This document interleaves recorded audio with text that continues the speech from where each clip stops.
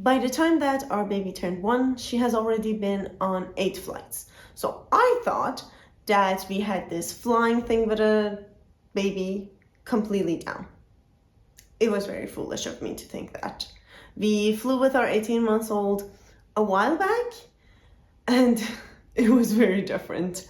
Toddlers are mobile, they want to eat and snack all the time, they want to move around, they want to get entertained, and then you put them in a little box and they don't know why they're there, and then it's chaos. It can be very difficult. So in this video, I'm going to share with you some tips and tricks for flying with a toddler. Hopefully, it can make your experience a tiny bit easier. Hello and welcome. My name is Naz, and this is Out of Our Comfort Zone. In this channel, I share with you the real side of expat life, traveling, and more. There is a general advice about booking the flights during nap time or bedtime. And when we were flying with a baby, that kind of worked for us. She would nap and sleep on the plane, so it made it a bit easier on her and on us. But with a toddler, it was a bit different. We had to book our trip during nighttime. That was the only option available to us. But yeah, she didn't basically sleep. So I would say for that thing, do try to plan around your nap time or bedtime, but also don't expect them to sleep. What we ended up with was a very overtired, overstimulated toddler who hasn't slept for 24 hours, and she didn't sleep for the 12-hour travel day, so that was a bit difficult. I think what contributed to that, to be honest with you, was the fact that she was still a lab infant, so she didn't have her own seat, so that also made it more hard for her to sleep because she was taller, and she wouldn't sleep in our arms, so that made it hard on her. Which does lead me to my next part of booking a trip, which is booking seats. As I said, an 18-month-old was still a lap infant. In general, under 2 is considered a lap infant still. But what happens is that for a kid who is under 1, you will have a bassinet. At least on the international or long-haul flights, there is a bassinet that babies can sleep in, they can sit in. It makes it easy on them, easy on you. You have more space, they have the comfort of the bassinet. But for over 1, most babies won't fit that anymore. So you won't get a bassinet, but you also won't get a seat. You can book a seat for your under 2-year-old. What you need to do is usually you have to call them to book that seat. What I experienced in the past year or so is that when you put the birth date and the information in, the system won't accept booking a seat.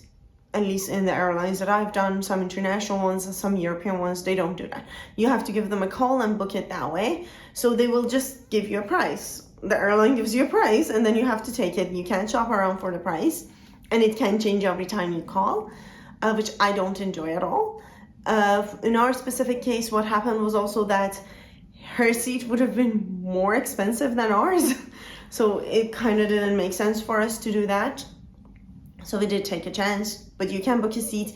You need to take your car seat, so your under 2-year-old can sit in it. Some airlines also provide a child restraining device that you can ask for. It's like a little car seat, so a 2-year-old can sit there safely. Anyways, we didn't book that seat. What I do suggest is booking in the side of not in the middle, in the side. So you have 3 seats usually in the bigger flights, but in the middle if you have a smaller airplane. And then we booked 1 window, 1 aisle, 1 in the middle empty. So hopefully nobody will take the middle empty one. If the flight is not full, that is what usually happens. For one leg of our trip, that did happen, and she had her own space. She could sit, she could play when we were eating. She could also eat on her tray as well. So that was a bit more space for all of us. And she did sleep on that plane because she could lie down and she could have that space. But on another leg, the flight was full, so we didn't have that. And that, I think, contributed in a lot of difficulty in sleeping, to be honest with you, and getting restless, Because yeah, it's a very cramped space and you have a tall 18-month-old or a normal size 18-month-old and they need more space. So yeah, that's I think the situation with booking the seats. It's cheaper if you don't, because you're not paying for a lap infant, but it does make it more difficult. The advice a lot of times that I've seen online is that you don't need a stroller when flying, you just need to wear your baby and you can go. And I agree with that. For a 1-year-old, I did the same thing. It was really fun for her. She was just being born, basically being held all throughout. It's easy for them to sleep in a baby carrier most of the time, and you have your hands free, so you're not lugging the stroller around. So yeah, that's great. But for an 18-month-old, at least for our 18-month-old, I don't think there was an option. We still had a baby carrier, not the Ergo Baby ones or the ones that like the kids are strapped, the ones that I'll put a picture somewhere here, the ones that you can wear like this. So when you hold them, it's on your back easier. But our 18-month-old was too tall and too restless and too active to accept being a baby carrier, being in a baby carrier for that long. And not have a stroller. So we chose to take the stroller as well as the baby carrier.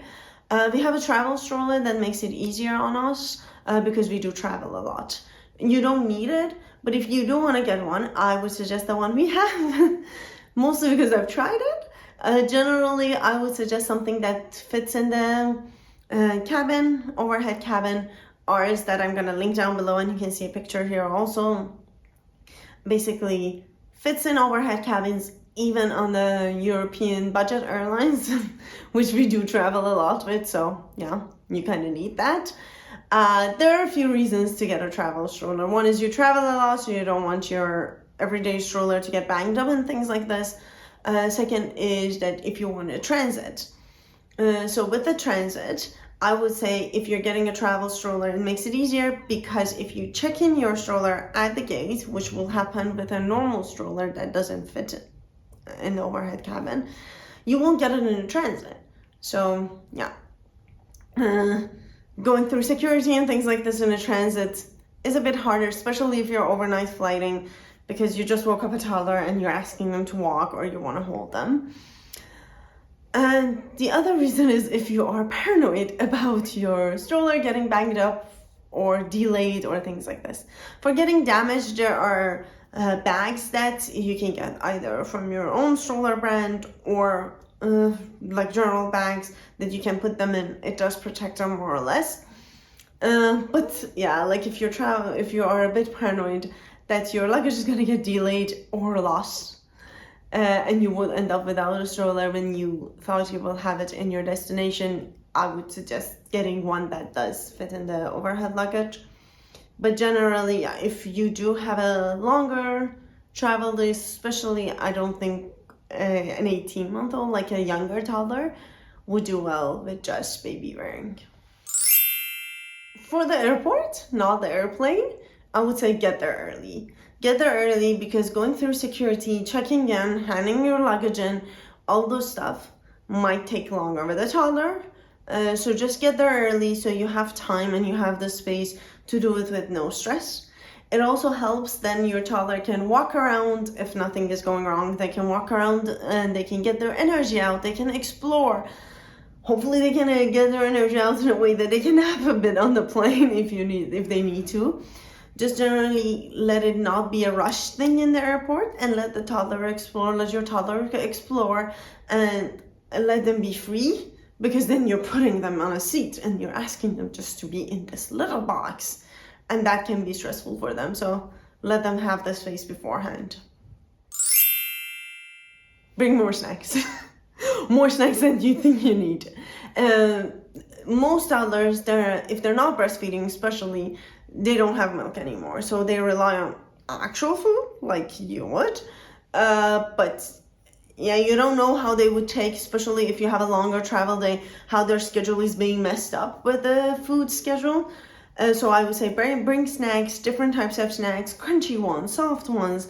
It's not just for the feeding situation, which is important, and they need to be fed well, but it's also a kind of a game. They're like, my toddler really doesn't have a lot of crunchy snacks in our normal life, but I do bring it on planes, and it really entertains her.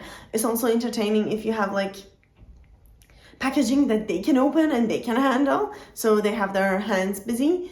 But yeah, like, be expecting that they will eat more snacks and less food because they're off their schedule, they're off their normal food that they eat at home, so that can happen as well.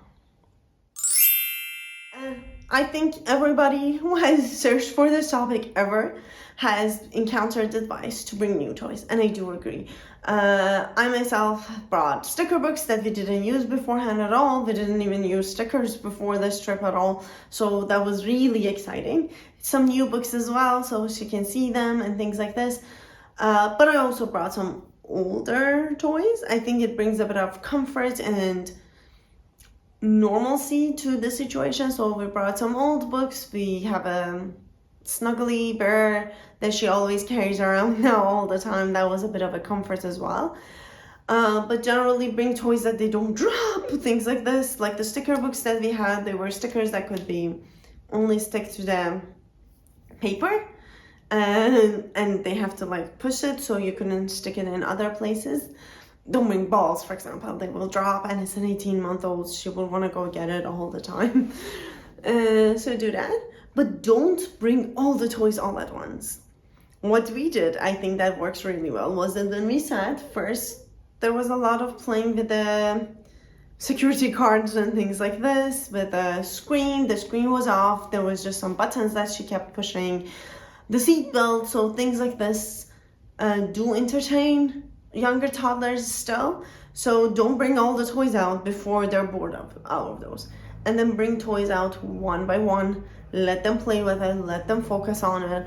And then after a while, they will be bored. And then you can move on to the next one. But don't bring them all at the same time. Don't bring them out too soon, because that's also like, yeah, they get bored of it, especially if you have a longer flight. You want to make the toys work for you for a long time. So go there with a strategy. Bring new and old, so that it's a bit of a comfort from home, but also new exciting things. And the last bonus tip is about screen time. Every family has their own philosophy and approach to screen time, and generally I would suggest do what works for you. Our 18-month-old, she doesn't get regular screen times yet.